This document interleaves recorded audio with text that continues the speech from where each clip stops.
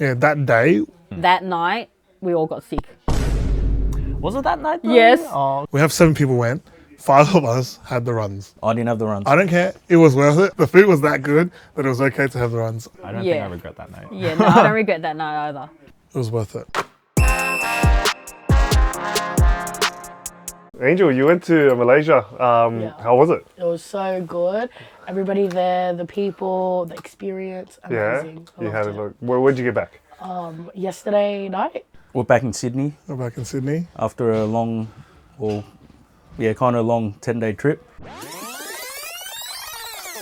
It was long because the days were long. We woke up early and we slept really late, and it just roller coasted like that. Yeah. But it was very eventful because we got to see a lot of different mulguns, how they operated, drumming workshops.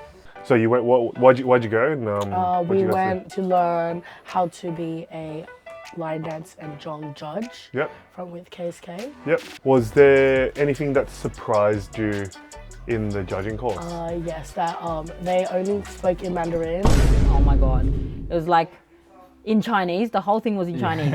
So they were talking in Chinese, but it wasn't normal Chinese. It was like Malaysian Chinese. We just finished the test. I don't think it was fair. We didn't have enough time. The English didn't make sense. But while we had the English translated book, Yep. but it didn't match up. So we had to go to that link to translate it again. Yeah. And it wasn't translated in normal human it was English. It was like like a poorly translated Google Translate. Yeah. It's like a test, right? Like Yeah, the it end? was a test.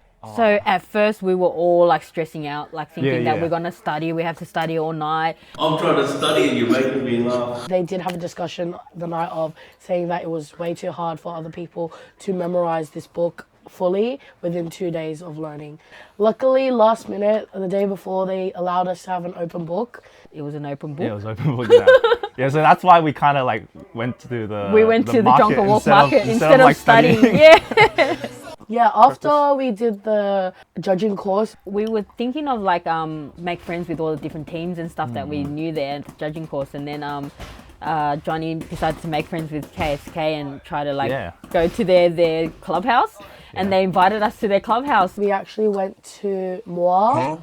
Mao, is it? Or Mapo? Mapo. Yeah, Yeah. but the English is like spelled differently. Yeah. Mua or something. Yeah, M-A-U-R. Yeah. With KSK. We went to their training ground with Pace and Sifu, and it was really, really big. It was such a good experience because KSK is, I think it was 10-year winning team for Genting. Yeah. Yeah, they have a really good track record in winning. Yeah, I think it was a great judging experience comp, yeah. having the comp after our judging course. So like we were judging at the same time as the actual judges were, yeah. and we got to actually test what score we would give alongside what the judges gave. And our scores that we gave are pretty similar to what the judges there gave. So it means what we've learnt actually works in the real world, you know. Yeah. So now every time like whatever we do, we're like, We think that's a minor error or other error, and it synced. Yeah. And so, yeah, the knowledge really sunk in. And then really only took us 3 days to get to that level, and you can imagine that's very steep learning curve. Because we met Shan Long and we met Xiao Sifu already, so we have already had some connections. People were already near us and were willing to talk and hang with us and talk to us about how Genting works. And while the competition, they would also explain to us about the deductions and what's going on in the routine. Wow, okay. Which was really, really cool, because if we didn't meet them, then we would be clueless. Yeah, okay. Yeah. So they really shared their knowledge They and really shared their... did. One of the highlights for me is like we went overseas not expecting anything. Like we just had the course booked, and you know we reached out to these masters and they were so willing to share and for us to visit them, and you know that for me was the highlight. Yeah. You know, them to actually take time out of their busy schedule and not only just to let us take a look, but actually teach us, and that was huge. You know, for me the VR drumming, Master Lee, his business. Everything he taught us about business was just on point. Everything that he experienced, we will experience, and I think that really takes us that one next level up. You know. Yeah.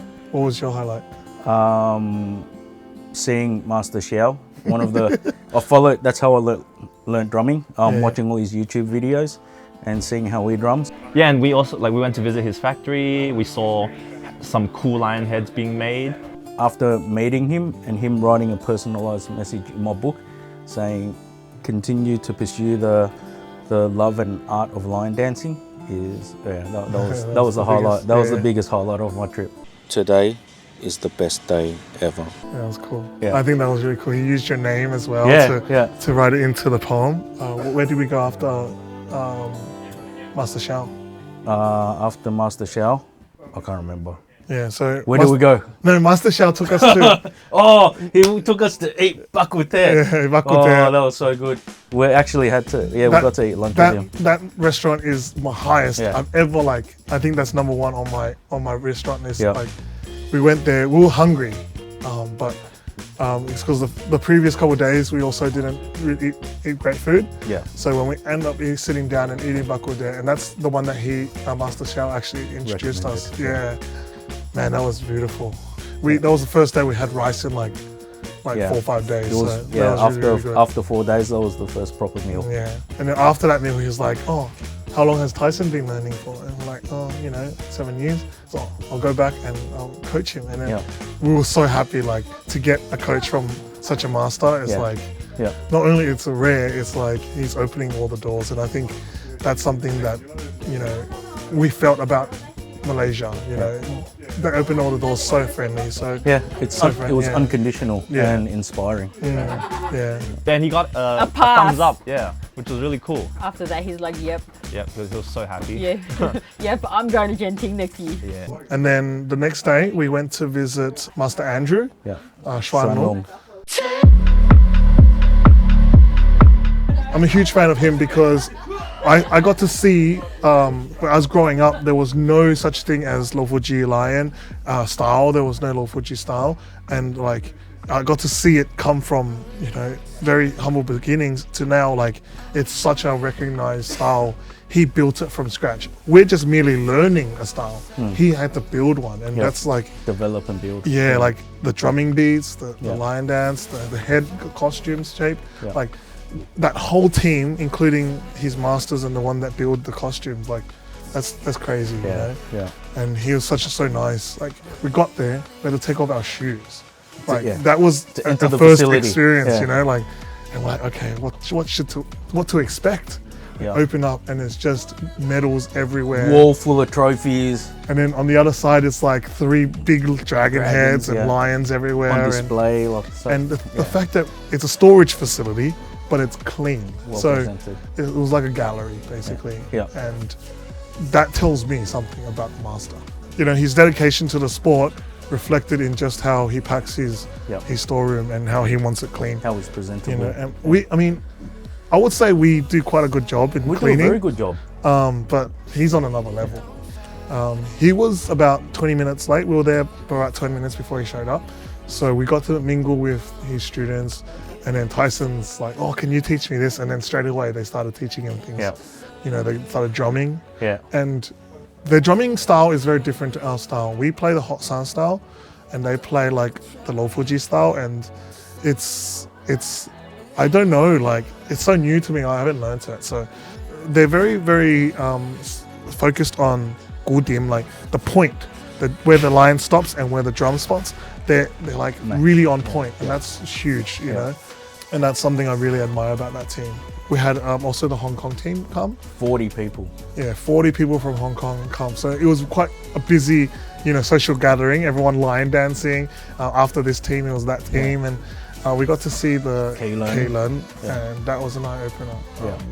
To be that close and personal, I usually just see it on YouTube, and if not from afar, but to see it up and personal, and it's like, oh my God, I can learn this. The master's just right here. Yeah, and everyone showcased a little bit. Even we did a little performance, and everyone's happy and clapping and cheering. Everyone was cool.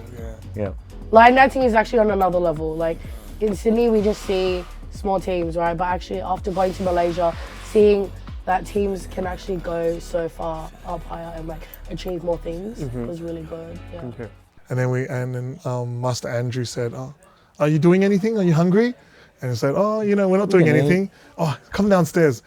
He opens the door downstairs, and there's a food truck. A skewer truck. It was like, oh my God. seafood, anything you could think of, or like fried skewers, and it was, chicken wings, sausages. It was hot pot, laksa hot pot. Yeah. And so we dunk it in and then we pull it out. Oh, that was amazing. And then everyone mingling. Everyone talking, eating. Yeah. And then he asked me, oh, do you want to come to our training? Yeah. And I was like, of course I do, if you're willing to take me. And then so we ended up going to his trainings where he trains all the kids, and it's like a school hall or something, but he's hired the whole thing. And the kids are preparing for a competition. And then, so that was cool enough. And then he goes, oh, let's go check out the Jong place. Yeah. It was inside the school, and then they were just training Jong, and it was really, really cool, like getting like really personal.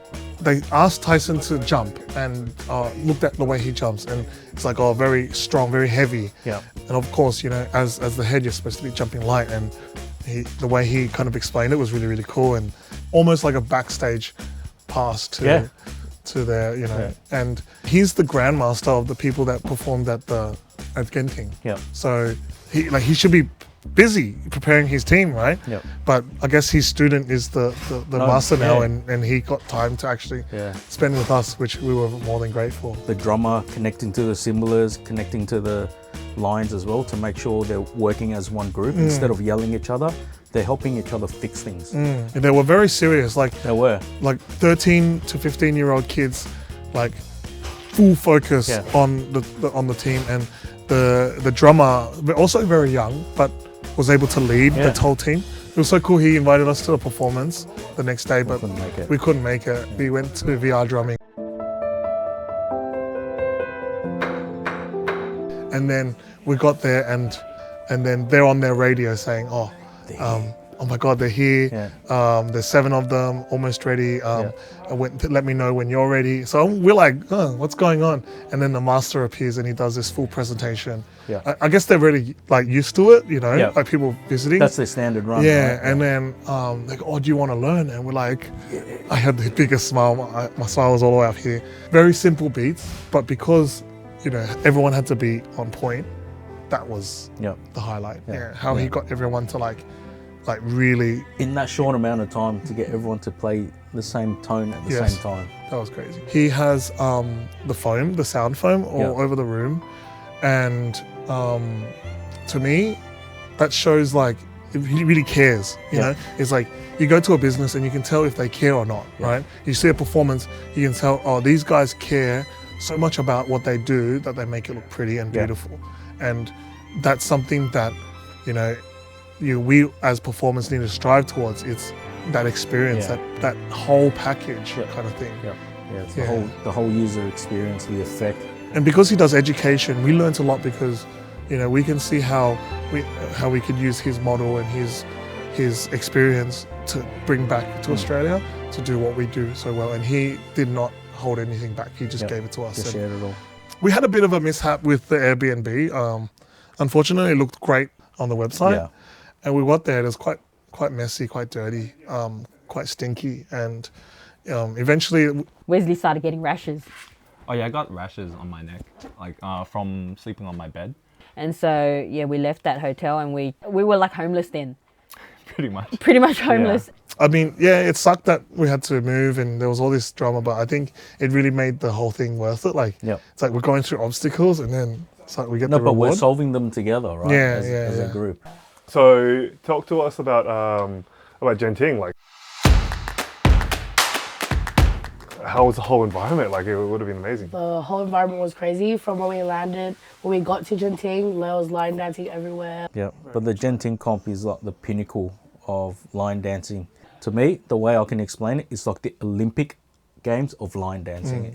The athletes are at their pinnacle, and everyone's trying to win. Yeah, and every time this happens once every 2 years, it's like every time the bar gets raised, everyone's just trying to push that bar, and it's like you can't imagine 2 people can even do that. So everyone's just wowing at the same time. So the whole stadium's just like, whoa, you know, or cheering and clapping, and you know, like, because you don't even know that's possible, let alone you seeing it in real life. The atmosphere is different. Yeah. So we're going back in 2 years' time, right? The aim is to compete, and you know, that's why we're creating these videos to document our road to Genting. Of course, you know, I look there, I'm there sitting there and watching these athletes train. They've trained so hard to be there, and I look at ourselves, and we've been training hard too, but we've got so much room to grow, right? We've got so much to learn, so much to do. And even though, you know, you're at that physical peak, can you deal with the emotions that come along with it? Mm-hmm. These athletes are so good, but then they still get this nervousness, you know, and if teams that are better than them are falling, you know, that's going through their mind. How do you block that out? And that's something that, you know, hopefully that we find ways to teach our kids, you know, how to deal with that emotion as well. And the resilience as well. Right? I mean, I want to say out loud, we're going, but I see so much work to do, and we're going to tackle them one by one, and definitely, you know, you're going to see more, you know, things that we do, and hopefully, you know, we make it. Project Gen Team, the road to get there. I mean, the first is our nationals coming up. Mm-hmm. We have to do well, and if we do well here, then we have more chances to go out to compete. Then we also win the next one, and then we get to go. That's the aim. Yep. Yeah. And we'll get there.